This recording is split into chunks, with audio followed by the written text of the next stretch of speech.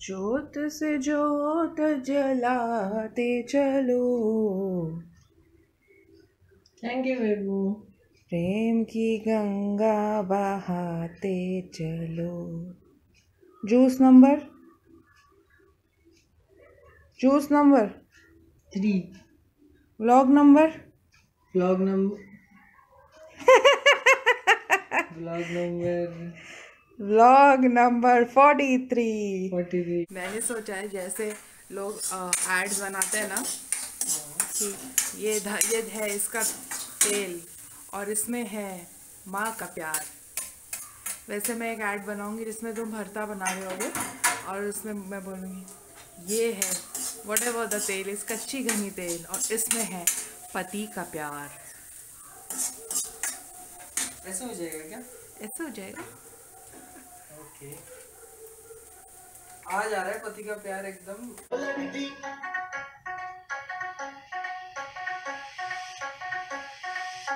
लगती लाहौर दिया जिसे सपना हंस दिया, ओ लगती पंजाब दिया।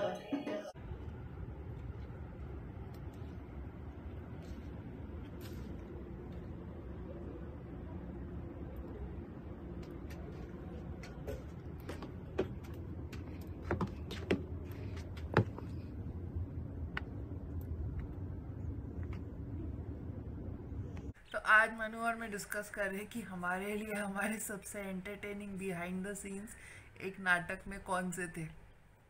मैंने तो FTI से पहले कोई भी कुछ भी थिएटर नहीं किया था, मतलब स्टेज परफॉर्मेंसेस किए थे बट मोस्टली डांस और थिएटर कभी नहीं किया।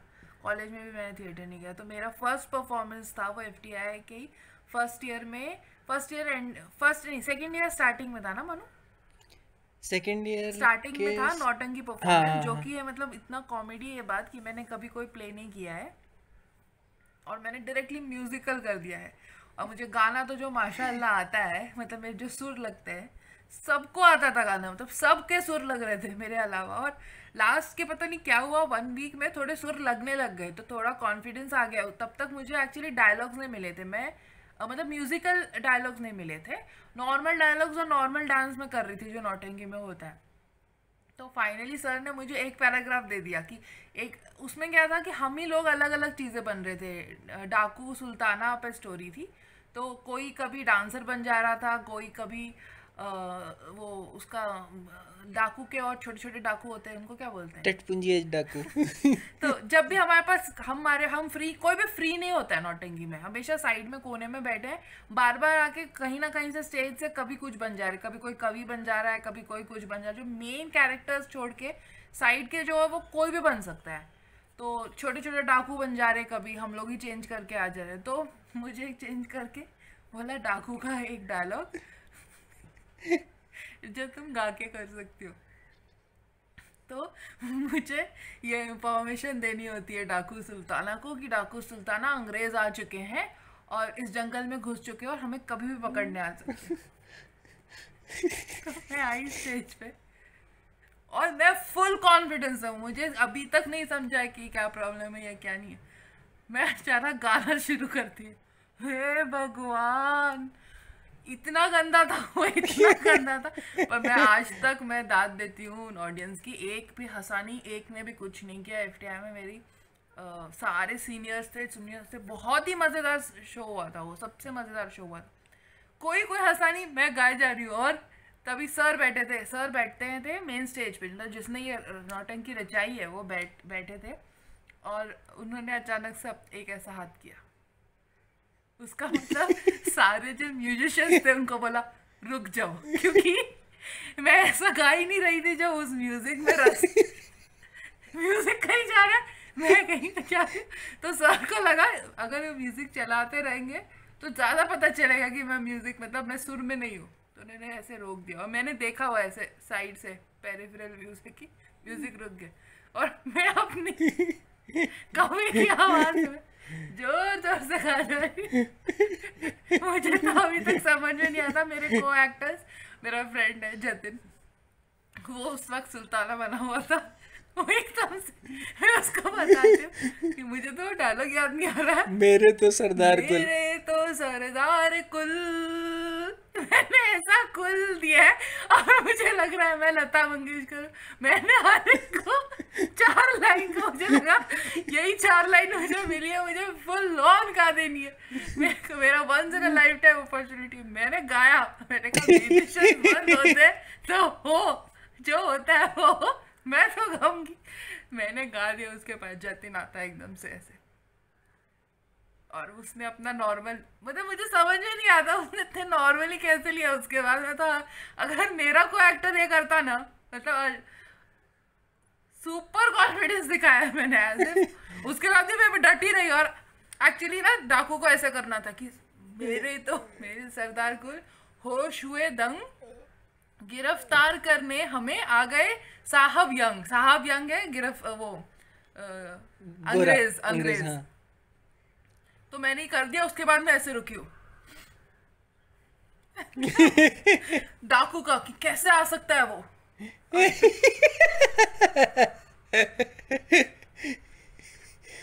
मुझे कब पता चला कि मेरे सुर बेकार है, क्योंकि उसके बाद जतिन ने गाया और मेरे को लगा यार ये ऐसा तो नहीं गाया मैंने। तो उसके बाद के जो मेरे डायलॉग थे वो मैंने फिर गाए नहीं, मैंने नॉर्मली बोल दिया उन्हें, हाँ जो भी है कि हाँ आप सही कह रहे हैं, मैं मानती हूँ हम लोग मतलब विजय इसके डॉक्टर मतलब साहब यंग के ऊपर उनको कैप्चर करके उनको मार देंगे। तो ये हुआ था खतरनाक। लेकिन उसके बाद ऑडियंस बहुत स्वीट थी यार। ऑडियंस सीनियर्स थे, जूनियर्स थे, हमारे पेरेंट्स और सब लोग थे। उसके बाद सारे लोग आ रहे थे ऐसे, एकदम स्टेज खत्म हुआ ना तो स्टेज पे आए तो एकदम से बोल रहे हैं हाँ तो किसी को डांसिंग आती है, किसी को एक्टिंग आती है, तो किसी को सिंगिंग आती है, नहीं आती तो नहीं आती, एक्टिंग से तो छुपा ली ना, डांस तो कर लिया ना। वो मुझे समझा रहे हो, मुझे लग रहा था अब क्या बोलेंगे लोग, कुछ नहीं हुआ। मस्त है यार, सब बहुत अच्छे थे, बहुत अच्छे से बहुत। लेकिन क्या क्या हो रहा होता पीछे पीछे। 7th स्टैंडर्ड में था मैं, और हमारा प्ले चल रहा था एक, उसमें पहली बार बड़े स्टेज पे मैं प्ले कर रहा था। उसमें मेरा जो रोल था वो ऐसा था कि मैं हेलीकॉप्टर से आता हूँ, तो वो वैसा नाटक था जिसमें सब कुछ गलत हो गया, मतलब जितना गलत हो सकता था सब गलत हो गया। मुझे हेलीकॉप्टर से आना था और हमारे ऑडिटोरियम की हाइट बहुत ज़्यादा थी, तो उसके साइड में ऐसे सीढ़ी बनाई हुई थी लोहे की, उससे चढ़ के मैं ऊपर जाता था। मुझे तो उसी में मज़ा आ जाता था, मतलब परफॉर्मेंस तो बाद में होगी, मुझे उससे चढ़ने में ही मज़ा आ जाता था कि ये अचीवमेंट है, हम इतनी हाइट पे आ गए हैं। ऊपर से देखता था, काफ़ी हाइट थी उसकी।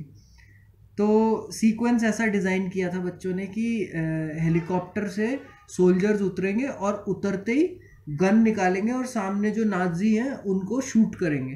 तो मैं उनमें से एक सोल्जर था। गया मैं ऊपर चढ़ के, रिहर्सल होती थी, रिहर्सल्स में ही बड़ा मज़ा आता था क्योंकि ऊपर एक रस्सी थी, इतनी काफ़ी मोटी रस्सी थी, मैं ग्लव्स पहनता था और उस रस्सी से ऊपर से नीचे आता था और पूरे एकदम स्टाइल से मैं गन निकाल के ठा ठा ठा मारता था, सामने वाला मर जाता था। रिहर्सल में बहुत बहुत फन किया हमने। फिर शो वाले दिन अचानक से, मैं नाम नहीं बताऊंगा, एक हमारा एक बैचमेट आया, मैंने देखा, मैं चढ़ के गया उससे लोहे से ऊपर वहाँ जब, और मेरी एंट्री की जो क्यू थी वो हेलीकॉप्टर की आवाज़ थी, सिंथेसाइजर पे एक बच्चा आवाज़ देता था, वू वू वू वू, उस पर मैं उतरता था। और आप इमेजिन करो मैं उतर रहा हूँ ऐसे, वू वू वू ठा ठा ठा, ये पूरा सीक्वेंस था।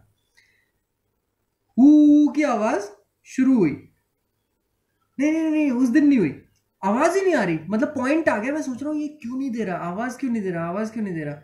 फाइनली फिर मैंने सोचा चलो कोई नहीं, आवाज़ आए ना आए मेरी तो एंट्री है, मैं उतर जाता हूँ हेलीकॉप्टर से। तो मैंने जैसी रस्सी पकड़ी, मुझे साइड में टैप किया मेरे एक बैचमेट ने, उसने बोला मुझे भी ग्लव्स दे। मैंने बोला क्यों, तू तो है ही नहीं सीन में। वो नीचे था सीन में, नाजी था वो। उस दिन वो आ गया सोल्जर बनने के लिए कि मैं मेरे को भी सोल्जर बनना है, मुझे भी हेलीकॉप्टर से उतरना है। मैंने बोला तुम तो रिहर्सल ही नहीं की, तू तो सोल्जर है। तो उसने कहा दे देना यार, एक मुझे दे दे ग्लव, एक तू ले ले, दोनों कर लेंगे। अब वहाँ पे शेयरिंग इज केयरिंग, मैं सोच रहा हूँ मुझे ग्लव्स तो शेयर करने चाहिए, और ऊपर से मैं ये भी सोच रहा हूँ यार अगर मैंने इसको ग्लव्स दे दिए तो फिर मैं कैसे उतरूँगा। और फाइनली एक, मतलब ये सब कुछ हुआ 1-2 सेकंड में, सब सोच लिया 1-2 सेकंड में। एक ग्लव मैंने जल्दी से उसको दे दिया, मैंने उसको राइट हैंड का ग्लव दे दिया, और मैं राइट हैंड ही हूँ, तो राइट हैंड मेरा अंदर होता था रस्सी की तरफ और लेफ्ट बाहर की तरफ होता था। इतना मेरे को मोटर स्किल्स होते हैं ना हाथ पैर के, वो फेल हो गए मेरे। इतना लास्ट मोमेंट में मेरे को ये ध्यान नहीं आया कि मैंने तो राइट हैंड का उसको ग्लव दे दिया, मैं लेफ्ट भी तो अंदर रख सकता हूँ। नहीं, मैंने राइट ही से रस्सी को पकड़ा, लेफ्ट को सपोर्ट दिया। अब मैं नीचे उतरना शुरू हुआ, आधा रस्सी से आया हूँगा और काफ़ी हाइट थी यार उसकी। आधा रस्सी से नीचे आया और मुझे ऐसा लगा जैसे जल गया मेरा हाथ, पूरा आग की फीलिंग आई। और लिटरली उस दिन मैंने कुछ ऐसा किया जो सोल्जर ही करते होंगे, मैंने हाथ छोड़ दिया। वो उड़ता हुआ मैं पूरा नीचे आया और मतलब जैसे ही मैं ज़मीन पे गिरने वाला था ना, उस समय मैंने फिर रस्सी को पकड़ लिया। वो ऐसा खतरनाक स्टंट हुआ था वहाँ पे। और इस बीच ये पूरा जल गया था, मतलब एक लेयर तो उतर गई स्किन की, पूरा ब्लड था जो निकल रहा था। तो जैसे ही मैंने गन ऐसे निकाली ना, पूरा खून आया, उसके सामने वाले के मुंह पे खून आया। तो ऑडियंस को लगा वाह क्या मजा आ रहा है ये तो मतलब रियलिस्टिक नाटक हो गया एकदम। और ये हुआ और मेरा हाथ ऐसे कांप रहा है, मेरे से ट्रिगर ही नहीं दबा। अब वो इतना डम्ब था जो सिंथेसाइजर पे आवाज जिसको देनी थी, वो इतना लेट चल रहा है, वो दुनियादारी से अलग चल रहा है वो बंदा। मैं नीचे उतर गया, उसने हेलीकॉप्टर की आवाज दी, वू वू वू वू और मेरे को हंसी भी आ रही है, रोना भी आ रहा है क्योंकि दर्द हो रहा है इसमें, और ट्रिगर ही नहीं दब रहा, मेरे से ट्रिगर ही नहीं दब रहा है। तो अब थ्रू आउट द प्ले यही हो रहा है, सबको ये लग रहा है सिंथेसाइजर वाला लेट हो रहा है, हम अपना काम कर देते हैं। तो बिना गोली चले सामने वाला मर गया, वो मर गया। और अब वो मर गया तो मैंने सोचा यार मैंने तो गोली चलाई ही नहीं, ये मर गया। तो मैंने भी उसके मरने के बाद ऐसे कर दिया टा, और उसके मरने के बाद वो गिर गया, मैंने ऐसे कर दिया सिंथेसाइजर वाले की गोली की आवाज से ठा फिर उसमें मेरे को, अब मैं वेट कर रहा हूँ कि कोई मेरे को एग्जिट कराए किसी तरह, क्योंकि मुझे जाना है हॉस्पिटल। मेरा हाथ पूरा वो हो गया, खून हो गया। मुझे समझ नहीं आया अब क्या करूं। मैंने बंदूक ली और खुद को गोली मार ली, ठा, मैं गिर गया और मेरी लाश सरक रही है अब विंग्स की तरह। मेरी लाश धीरे धीरे सरक रही है और मैं सरक रहा हूँ। साइड में ना एक पेड़ काटने का सीक्वेंस था, उसमें एक जो वुड कटर जो बना था, वुड कटर का अलग स्वैग है। उसको बोला कि तू थोड़े ऐसे कपड़े पहन कि तू वुड कटर लगे। वो नाइकी की एक जैकेट पहन के आ गया और एक ऐसे उसने वो लिया हुआ था कुल्हाड़ी, और वो वुड ऐसे, और इतना रियलिस्टिक करने की कोशिश की थी। पेड़ काट लाए हम, पूरा पेड़ वहां पे लगा हुआ है कटा हुआ, अब वो वुड कटर ऐसे पेड़ काट रहा है वो रिदम उसका यही है, हाँ, ऐसे पेड़ काट रहे, काटते काटते एक बार उससे तेज स्ट्रोक लग गया, गलती से वो पेड़ को छू गए उसकी कुल्हाड़ी भी असली थी, पेड़ भी असली है, वुड कटर ही नकली है और वो जो कर रहा है वही नकली है। तो वो ऐसे से करके काट रहा है, उसने ठक मार दिया। अब पेड़ गिरना शुरू हुआ, पेड़ गिर रहा है, वो उसको सही से स्टैंड भी नहीं दिया था, पेड़ गिर रहा है और बहुत सारे नीचे सोल्जर्स की लाशें हैं, उसमें से एक मेरी लाश भी है। मैं ऐसे हूँ और देखो ये तो पेड़ गिर रहा है यार मैं धीरे धीरे वो ऐसे स्लांट हो रहा, तो मेरा सरकना और तेज हो गया, मैं और तेजी से विंग्स की तरफ जा रहा हूँ, बाकी लाशें भी सरकने लग गई। वो एक सीक्वेंस ही बन गई कि सारी लाश बच रही है। तो उस वुड कटर ने देखा कि अरे ये पेड़ तो गिर रहा है, उसने पकड़ा, उसको फिर से सीधा किया, फिर वो उसने वही रिदम पकड़ ली। थोड़ी देर बाद जहां से हम लोग उतरे थे ऊपर से, वहां जो लाइट्स थी हैलोजन लाइट, उसमें स्पार्क हो गया और उसकी ना चिंगारी गिरने लगी नीचे। अब लाशें पड़ी हुई हैं नीचे बच्चों की, और उनको वो तो दिख रहा है कि यार ये तो चिंगारी गिर रही है, आग भी लग सकती है, लकड़ी है, ओ हो, मतलब जितना कुछ गलत हो सकता था उस नाटक में सब हो गया गलत। फिर धीरे धीरे करके लाशें बाहर सरकी, मैं बाहर जैसे निकला विंग्स में, उसके बाद दौड़ा मैं हॉस्पिटल गया, पट्टी वट्टी करा के। लेकिन एक होता है ना जज्बा, एक्टिंग का जज्बा, पहली बार इतना बड़ा स्टेज मिला है। मैं हॉस्पिटल दौड़ के गया, पट्टी हो गई, वापस आके फिर खड़ा हो गया विंग्स में कि अब नेक्स्ट एंट्री ले लूंगा दूसरा कैरेक्टर बन के।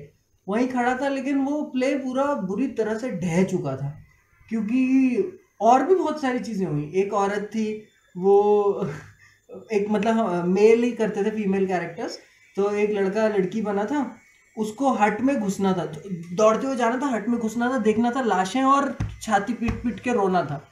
तो वो गलत विंग में खड़ा हो गया, उसको लेफ्ट साइड खड़ा होना था, वो राइट साइड में खड़ा हो गया, हट की एंट्री दूसरी साइड से थी।